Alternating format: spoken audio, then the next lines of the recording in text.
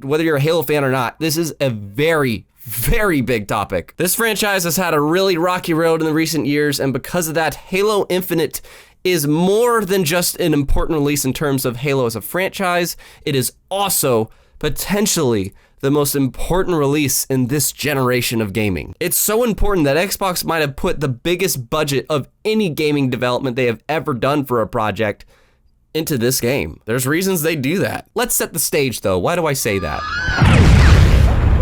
Having conquered the software industry, Microsoft now has a firm foothold in the entertainment business. If you are a gamer, you have heard about Halo. It is so mainstream for a reason. The first game truly impacted the first-person shooter genre in more ways than I personally believe any game has, except maybe like GoldenEye and the first Doom. That's really all I can think of. But in terms of success and like how big the franchise was, Halo 2 and 3 were some of the biggest releases of all time and revolutionized the entire entertainment industry. Video game is expected to have bigger first-day revenues than any movie has ever had an opening day at the box office. Halo 3 even went on to gross more money than Spider-Man 3 did in its opening weekend in just a single day. And Microsoft, the release was so big that they even had a Super Bowl commercial for it.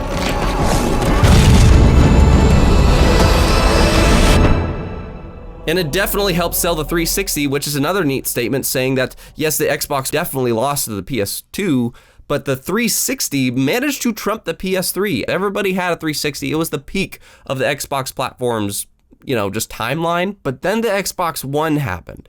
The Xbox One came out with a very terrible launch, to say the least. Fortunately, we have a product for people who aren't able to get some form of connectivity. It's called Xbox 360. Right. So stick with 360. That's your message if you don't. Well, but they still had Halo. They still had their big franchise that they wanted to continue with the new studio. And then that new studio, well, I like Halo 4 and 5. Personally, I know people feel different. That's fine. But in terms of success, the games were good in terms of critic reviews. But in terms of like the big fan base and mainstream appeal, 4 and 5 they were just not there with people. So with the Xbox One's launch and 4 and 5 kind of leaving the Halo fans in a disarray, including just kind of Xbox fans in general, there was a lot to work on to get the Xbox trust in people back. Now, this all happened over the course of Phil Spencer, a new president, coming in and progressively doing good things. He really did turn Xbox like upside down and really shape things, bringing backwards compatibility, and Game Pass is the best gaming subscription, and acquiring new studios. We got some people's trust back. We have these services. We want to be everywhere for people. But the thing that Xbox still lacks is a lot of memorable IPs. That's the thing PlayStation and Nintendo have Xbox hands down beat at. There's tons of exclusive franchises to those platforms that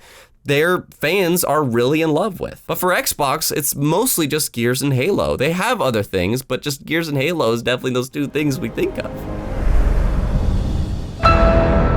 So when Halo Infinite was announced, it gave Halo fans a lot of hope first off. The art direction was stunning, the music was nice, it was on a new engine, and there's all this rumors that Halo Infinite is the biggest budgeted title Xbox has ever produced and potentially the biggest budget in just any game. Why would they devote $500 million to Halo Infinite? That is because it is the most important release they have ever had. If Halo Infinite fails, there will be massive repercussions. This is really a make it or break it for Halo fans in particular. Halo fans, like I said, they've been kind of tossing and turning after 4 and 5 and kind of got let down in some ways. Some still love the games, and there will still be the hardest of core Xbox and Halo fans that get Infinite because they have Game Pass for that. But for a lot of them, this is it. Like, this is the last straw. If this one doesn't really please them enough, then they'll probably let the Halo franchise go, which is the biggest franchise that Xbox has. And again, is one of the most iconic in gaming.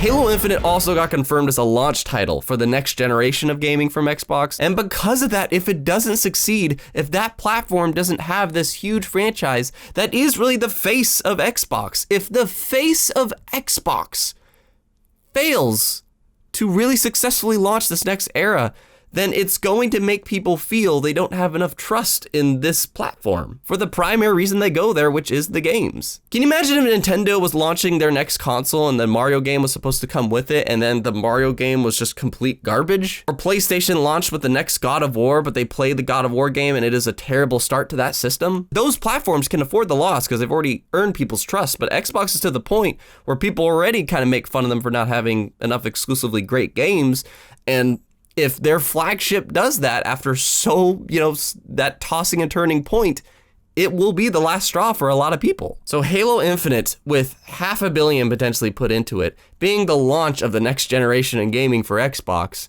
and being the face of one of the biggest icons in gaming history, Halo Infinite has a lot riding on it, and I would not want to be 343 or the people in charge of it, because man, there's a lot of pressure riding on this game to really succeed. Not just be good, because if it's good, that's fine, but it's got to really knock it out of the park to really sell that system and the platform, and to give people reason to really trust and be on Xbox's ecosystem. However, there are still lots that they could show at this July event. I definitely want to talk about that July event because there's still lots that they can bring people in with. And hypothetically, I'm wondering, do you think Xbox could still succeed without Halo Infinite? I definitely think they could. It's just going to give a certain first impression that might hurt them, but I'm curious to know what you think about that. I'll definitely be doing a video about the July event, both before and after it, and also more content on Halo Infinite because I cannot wait to see the gameplay of that game. It's confirmed to be there, so make sure you subscribe if you haven't yet, and don't forget, games on the horizon.